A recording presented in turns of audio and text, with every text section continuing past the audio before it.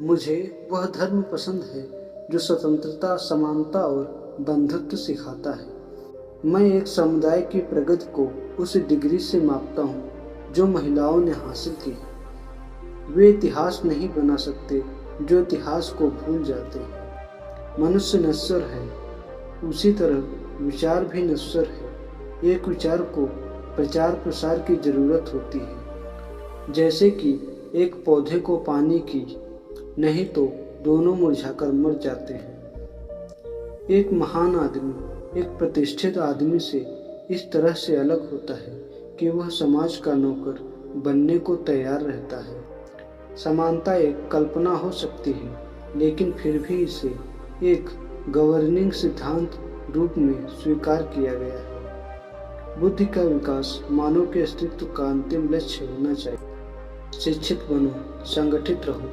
संघर्ष करो। ज्ञान हर व्यक्ति के जीवन का आधार है। जो झुक सकता है वो झुका भी सकता है। जीवन लंबा होने के बजाय महान होना चाहिए। एक सुरक्षित सेना एक सुरक्षित सीमा से बेहतर है। न्याय हमेशा समानता के विचार को पैदा करता है। धर्म मनुष्य के लिए बना है, न कि मनुष्य धर्म के लिए। शिक्षा वो शेरनी है जो इसका दूध पिएगा वो दहाड़ेगा। यदि आप मन से स्वतंत्र हैं तभी आप वास्तव में स्वतंत्र हैं। अच्छा दिखने के लिए नहीं, बल्कि अच्छा बनने के लिए जियो। एक इतिहासकार सटीक, ईमानदार और निष्पक्ष होना चाहिए। मन का संवर्धन मानव अस्तित्व का अंतिम उद्देश्य होना चाहिए।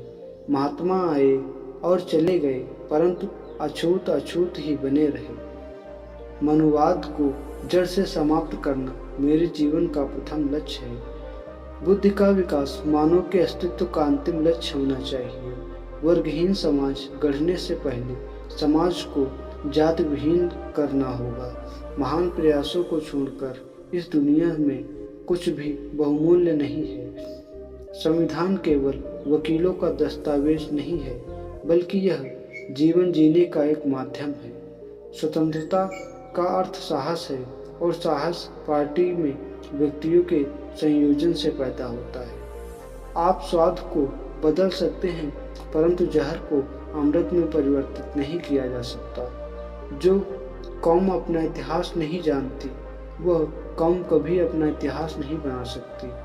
धर्म पर आधारित मूल विचार व्यक्ति के आध्यात्मिक विकास के लिए एक वातावरण बनाना है। मैं एक समुदाय की प्रगति को उस प्रगति की डिग्री से मापता हूँ जो महिलाओं ने हासिल की है। मैं राजनीतिक सुख भोगने नहीं, बल्कि नीचे दबे हुए अपने भाइयों को अधिकार दिलाने आया हूँ। मेरी प्रशंसा और जय जयकार करने से अच्छा है मेरे दिखाए गए मार्ग पर चलो। ज्ञानी लोग किताबों की पूजा करते हैं, जबकि अज्ञानी लोग पत्थरों की पूजा करते हैं। जो व्यक्ति अपनी मौत को हमेशा याद रखता है वह सदा अच्छे कार्य में लगा रहता है। हिंदू धर्म में विवेक, कारण और स्वतंत्र सोच के विकास के लिए कोई गुंजाइश नहीं है।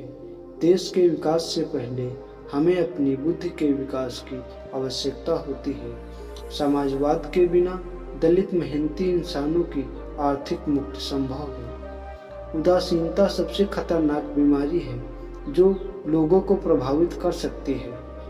हो सकता है कि समानता एक कल्पना हो, पर विकास के लिए यह जरूरी है।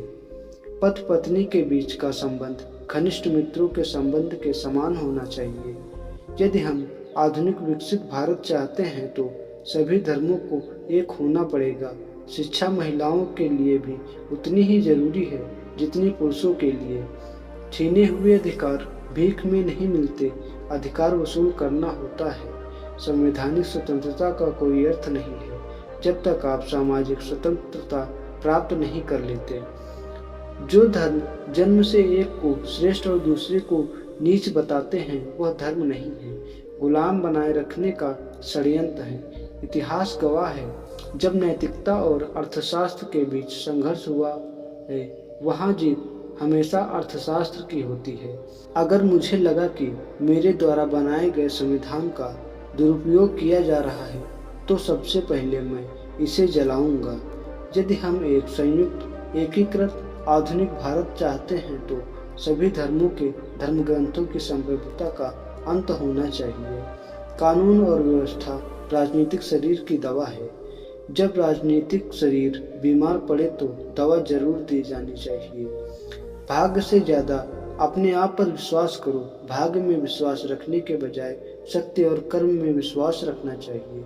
राजनीति में हिस्सा न लेने का सबसे बड़ा दंड यह है कि अयोग्य व्यक्ति आप पर शासन करने लगता है। हमारे देश के संविधान में मतदान का अधिकार एक ऐसी ताकत है जो किसी ब्रह्मास्त्र से कहीं अधिक ताकत रखता है। इस पूरी दुनिया में गरीब वही है जो शिक्षित नहीं है। इसलिए आधी रोटी खा लेना, लेकिन अपने बच्चों को जरूर पढ़ाना। निहित स्वार्थों को तब तक स्वेच्छा से नहीं छोड़ा गया है जब तक कि मजबूर करने के लिए पर्याप्त बल न लगाया गया हो।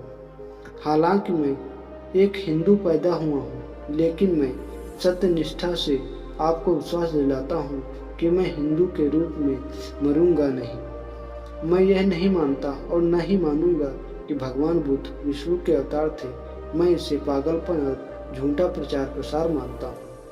एक महान व्यक्ति एक प्रख्यात व्यक्ति से एक ही बिंदु पर भिन्न है कि महान व्यक्ति समाज का सेवक बनने के लिए तत्पर रहता है। मंदिर जाने वाले लोगों की लंबी कतारें जिस दिन पुस्तकालय की ओर बढ़ेंगी, उस दिन मेरे इस देश को महाशक्ति बनने से कोई नहीं रोक सकता। मैं बहुत मुश्किल से इस कारवां को इस स्थिति तक लाया हूँ। यदि मेरे लोग, मेरे सेनापति इस कारवां को आगे नहीं ले जा सके तो पीछे भी मत जाने देना। एक विचार को प्रचार की उतनी ही आवश्यकता होती है जितना कि एक पौधे को पानी की आवश्यकता होती है, नहीं तो दोनों मुरझाएंगे और मर जाएंगे। राष्ट्रवाद तभी औचित्य ग्रहण कर सकता है जब लोगों के बीच जाति, नस्ल या रंग का अंतर भुलाकर उनमें सामाजिक भ्रातृत्व को सर्वोच्च स्थान दिया जाए। यदि हमें अपने पैरों पर खड़े होना है, अपने अधिकार के लिए लड़ना है, तो अपनी ताकत और बल को पहचानो, क्योंकि शक्ति की प्रतिष्ठा संघर्ष से ही मिलती है। कुछ लोग सोचते हैं कि धर्म समाज के लिए आवश्यक नहीं है। मैं यह दृष्टिकोण नहीं रखता। मैं धर्म की नींव को समाज के जीवन और प्रजाओं के लिए आवश्यक मानता हूँ।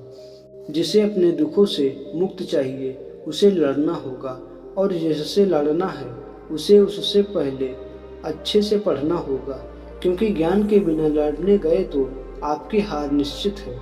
एक सफल क्रांति के लिए यह आवश्यक नहीं है कि असंतोष हो।